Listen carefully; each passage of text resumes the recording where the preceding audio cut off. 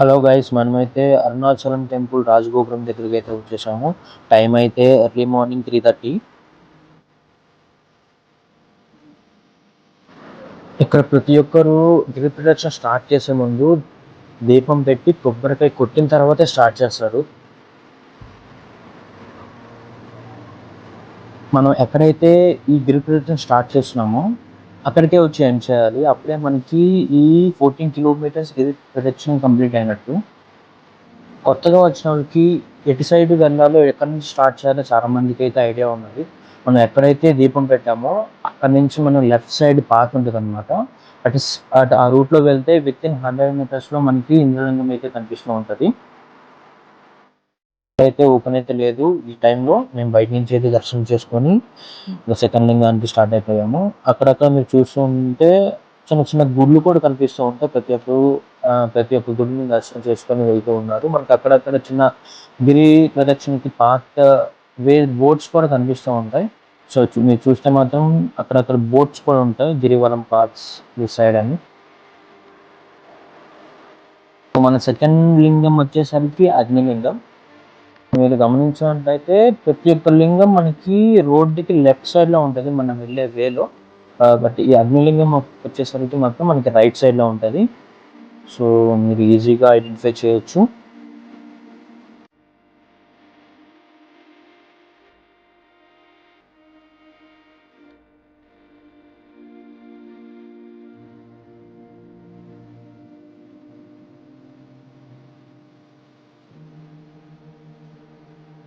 ఇది రమణ మహర్షి ఆశ్రమం అనమాట.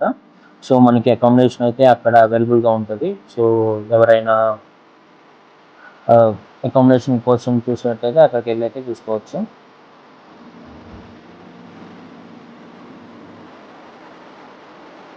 మన థర్డ్ లింగం వచ్చేసరికి యమలింగం.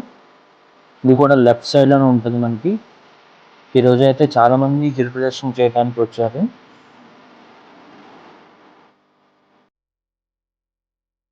ఫోర్త్ లింగం నైరుతి లింగం. ఫిఫ్త్ లింగం వచ్చేసరికి మనకి సూర్యలింగం.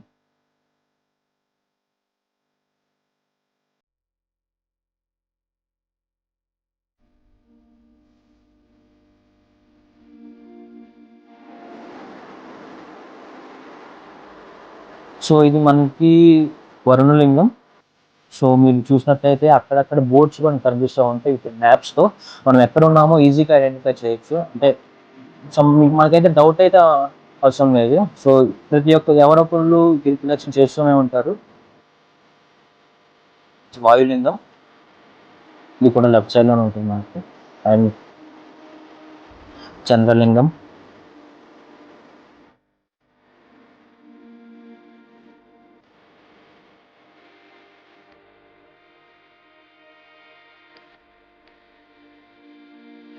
ఇది వచ్చేసి కుబేరలింగం.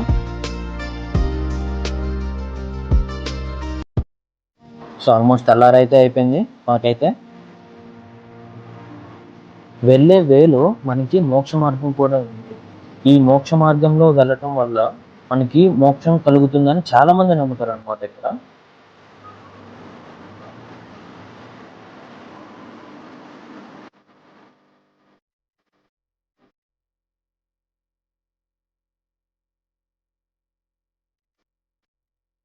అయితే మనమైతే ఆల్మోస్ట్ కంప్లీట్ చేసాము. సో లాస్ట్ లింగం వచ్చేసరికి ఈశాన్య లింగం.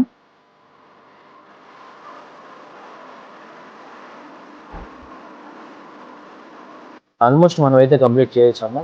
ఈ గిరి ప్రదక్షిణ చేయటం వల్ల సాక్షాత్తు మనం శివుడి చుట్టూ ప్రదక్షిణ చేసినట్టే అని చాలా మంది నమ్ముతారు. ఫైనల్లీ మనం ఎక్కడైతే స్టార్ట్ చేసామో అక్కడికే వచ్చి కంప్లీట్ అయితే చేసేసాము. సో మనం ఇంకా డైరెక్ట్గా గుడి లోపలికి అయితే వెళ్ళిపోవచ్చు.